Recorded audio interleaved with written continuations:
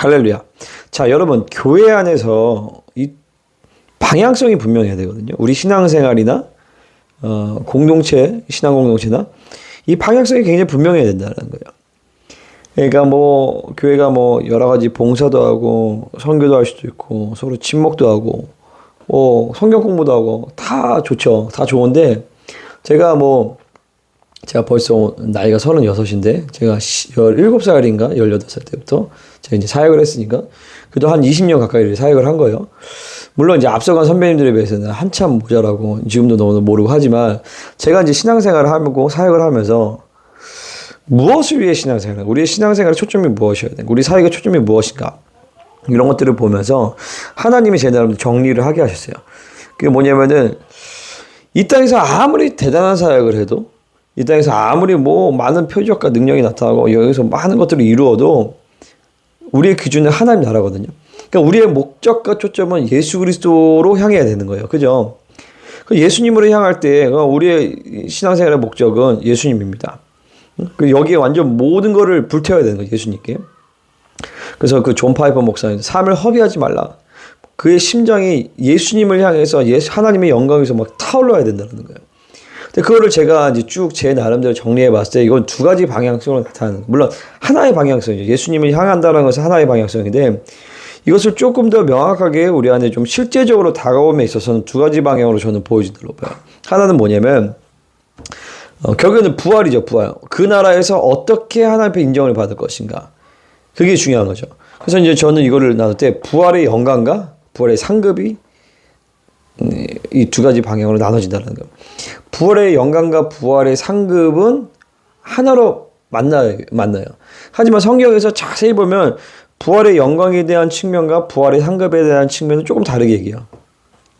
고린도 전서 15장인가? 거기서 이제 부활장에 대해 얘기하면서 해의 영광이 다르고 별의 영광이, 달의 영광, 별의 영광이 다르다.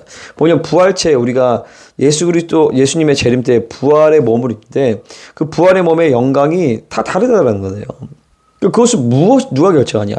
바로 얼마만큼 예수 그리스도를 닮아가는 성화의 과정을 가느냐. 거룩의 분량이 바로 부활의 영광을 결정한다는 거죠. 그러니까 얼마만큼 자기를 비워내고 얼마만큼 성령으로 살고 얼마만큼 예수를 닮아가냐에 따라서 그에 맞게끔 우리의 부활의 영광이 결정이 된다는 거예요. 그래서 첫 번째는 부활의 영광. 그래서 바로 거룩의 분량이 결정한다는 것이죠. 이 거룩을 그러니까 보세요. 우리가 예수님을 만나면 영이 거듭나죠. 영이 거듭나서 그 다음에 성화의 과정인데 엄밀히 말하면 성화는요. 혼의 영역이에요. 사고, 체계, 생각과 마음 이 혼의 영역이 거룩하게 되어지는 과정이란 말이에요. 우리 신앙생활이. 그럴 때 그 분량만큼 몸의 부활을 결정하는 거예요. 영, 혼, 육. 그러니까 육의 부활은 몸의 부활은 예수님의 재림 때 결정하는 것 때문에 우리가 별로 신경 쓸 게 아니에요. 그때가 되면 이제 하나님이 하시는 거죠. 영이 거듭나는 하나님의 전쟁은 우리의 영이 거듭나죠. 그죠? 그럼 우리의 초점은 뭐냐면 이 혼, 생각과 마음 이것들이 옛사람을 계속적으로 죽여가면서 얼마만큼 내가 예수 그리스도의 장성의 분량에 나가는 이게 첫 번째 제일 중요한 거죠. 부활의 영광을 결정. 그러니까 우리 모든 신앙생활에 대한 초점은 얼마만큼 예수를 닮아가냐에 있는 거예요. 근데 제가 보면은 안타깝게도 자 이것이 어떻게 가냐면 칭의로 시작이 돼. 아까 얘기한 것처럼 영의 거듭난 그 다음에 혼의 성화 그리고 마지막 몸의 부활. 그러니까 칭의로부터 해서 성화와 영어로 가는 거죠. 초점은 이제 성화인 거죠. 이 성화는 계속적으로 하나님이 부여하신 이 하나님의 의를 받아들이고 그 의를 붙들고 살아가면서 옛사람을 죽이고 계속 새 사람을 번성해 나가는 과정 안에서 이게 일어나게 되어진 사건이에요. 근데 많은 경우에 제가 사역을 해보면 많은 성도들이 어떻게 보면 대부분의 성도들이 하나님의 의를 붙들고 살아간다는 것을 잘 모른다는 거죠. 그거를 잘 못 배운 거예요. 그러니까 여전히 교회를 다니지만 정죄감과 원수들의 참소 가운데서 거룩하게 되어지는 성화의 삶을 잘 못 사는 거죠. 어떻게 거룩하게 되어지고 어떻게 성화의 삶을 살아가느냐. 하나님 말씀을 말씀 먹고 회개하고 순종하고 엎드리면서 계속적으로 내 안의 것들을 비워주고 쪼개지면서 날마다 지속적인 회개의 삶 가운데서 그 회개는 계속적으로 내가 정죄감에 산다는 것이 아니거든요. 회개하면서 예수님의 보혈을 힘입어서 다시 의롭다 하심을 확증받고 더 하나님의 의의 능력과 성령으로 충만하게 되어지면서 또 의로 살게 되고 그런 과정을 통해서 우리가 성화의 과정을 가게 되어진다는 것이죠. 두 번째로는 뭐냐면은 그렇게 거룩한 거룩의 여정, 성화의 과정을 가게 되어질 때에 하나님은 우리 가운데 비전을 잉태하게 하세요. 그래서 부활의 상급은 바로 사명의 완성으로 결정이 되어집니다. 그래서 사명을 완성해야 돼. 이 사명은 보편적인 사명이 있고 교회적 사명, 개인적 사명으로 저는 이렇게 세 가지로 나누는데 이 세 가지가 다 일치가 돼야 되는 것이죠. 보편적 사명은 모든 인류 가운데 특별히 이 모든 에클레시아 공동체 가운데 하나님의 보편적으로 주시는 사명이에요. 바로 재림의 조건을 완성하는 것인데 재림의 조건은 딱 두 가지로 표현한다면 바로 이방인의 수가 차는 거예요. 충만하게 되어지는 거죠. 열방 선교예요. 또 하나는 뭐냐 바로 유대인 선교. 그 바르카바 베쉐마도나 예루살렘이 예수 그리스도를 주로 고백하게 되어지는 것입니다. 바로 이제 예루살렘의 회복, 이스라엘의 회복을 얘기하는 것이죠. 이게 서로 아리에 블루멘트 이것은 포뮬라라고 했어요. 풀리스 포뮬라. 충만함의 공식이다. 뭐냐면 이스라엘이 충만해지면서 그 충만함이 이방인에게 흘러가고 이방인이 충만해지면서 그 충만함이 이스라엘로 향하게 된다는 거예요. 그러면 서로 한 세 사람을 원유면을 이루어가면서 이 충만함의 이런 서로 상호작용 가운데서 예수 그리스도의 재림이 완성되어진다는 것이죠. 이게 보편적 사명이에요. 그래서 많은 경우에 지금은 좀 이스라엘에 대한 눈이 열리면서 그래서 많은 사람들이 이스라엘의 중요성을 알게 되지만 그전에는 대부분의 교회들이 이제 세계선교, 열방선교를 얘기했죠. 사실 세계선교, 열방선교를 얘기한 것도 엄밀히 말하면 1974년대 로잔대회 때부터서야 이제 전 세계 교회가 거기에 공감을 하기 시작한 거예요. 그 윌리엄 캐리가 현대선교 아버지 윌리엄 캐리가 지상대명령 얘기할 때도 그때도 많은 반대가 있었어요. 아니 그것은 1세기 교회 가운데 얘기한 거지. 당신이 왜 그거 난리냐. 그런 것처럼 세계 선교에 대한 비전조차도 열린 게 얼마 안 됐어요. 전 세계 교회가. 엄밀히 말하면 1974년도에 그 전에도 WCC가 선교 모라토리엄을 선포하면서 선교는 이제 안 해도 된다. 이렇게 하면서 이제 거기에 대한 반발로 이제 빌리 그레이엄 목사님이랑 존 스토트가 서로 이게 함께 연합을 해가지고 전 세계 선교 지도자를 모아서 1974년도에 이렇게 하고 그때 히트친 게 루이스 부시인 거죠.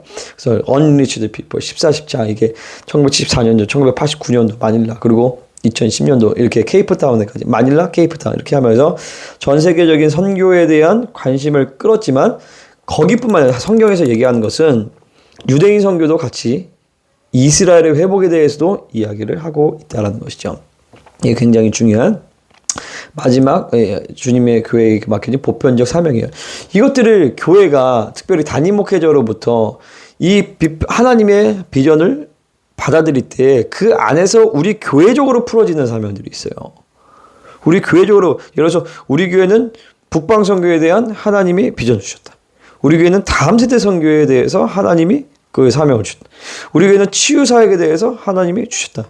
그러면 그 전체적인 보편적 사명 가운데서 이 특별한 로컬 처치에게 특별하게 주어지는 그런 사명이 있다는 것이죠. 그것들을 믿음으로 받아들일 때 이제 개인적 성도들도 그 큰 그림 하에서 나의 포지션을 찾게 되는 거예요. 그게 바로 사명인 거죠. 그게 비전인 거예요. 하나님의 비전을 품고 교회의 비전을 품을 때 내 비전이 나오게 되는 것이죠. 그럴 때 우리는 죽도록 하나님 앞에 충성되게 헌신하면서 이 사명의 완성에까지 주님이 맡겨주신 그림에까지 그분의 뜻에 따라서 내 뜻이 아니라 그분의 방법에 따라서 그분이 주어진 분량을 가게 되어지는 것이죠. 그래서 사도 바울이 표대를 향하여 날마다 표대를 향해 갔다는 것처럼 그건 뭐냐면 날마다 예수 그리스도의 장성의 분량에까지 갔다는 것이고 날마다 자신에게 맡겨진 교회를 세우는 사명 그 사명을 따라서 특별히 이제 그는 이방인의 사도로서 이방인의 교회를 세우는 그 사명이 있었죠. 그대로 이제 사도 바울은 갔다라는 것이죠. 그래서 저는 이것에 대해서 복음, 제자, 그리고 복제소, 소명. 복음을 받아들이면 제자화 되어지고 소명으로 나가게 된다는 것이죠. 구원을 받으면 하나님 구원받은 자들을 회복시키세요. 회복의 역사를 통해서 비전을 갖게 하시는 것이죠. 그래서 반드시 이 두 가지의 정확한 방향성이 교회 가운데 모든 성도들 가운데 서야 된다. 과연 이 사람이 내가 정말 계속적으로 예수님을 닮아가는 성화의 삶을 살고 있는가? 이게 첫 번째 라인인 거죠.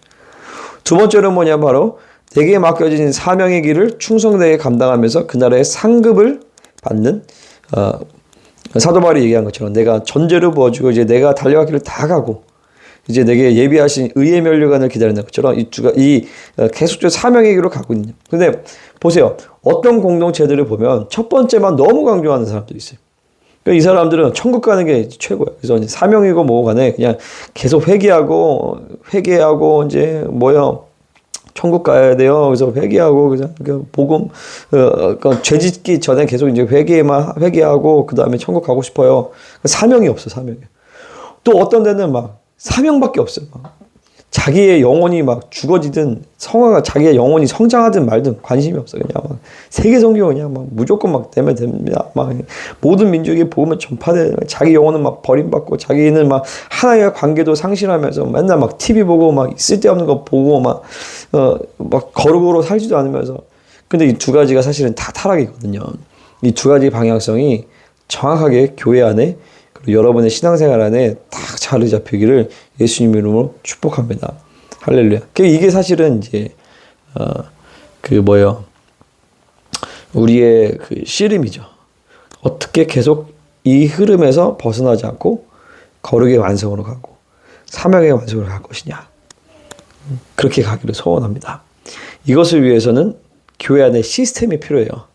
이 시스템에 대해서는 우리가 좀 다음 영상에서 함께 나누기를 원합니다. 그러면 안녕.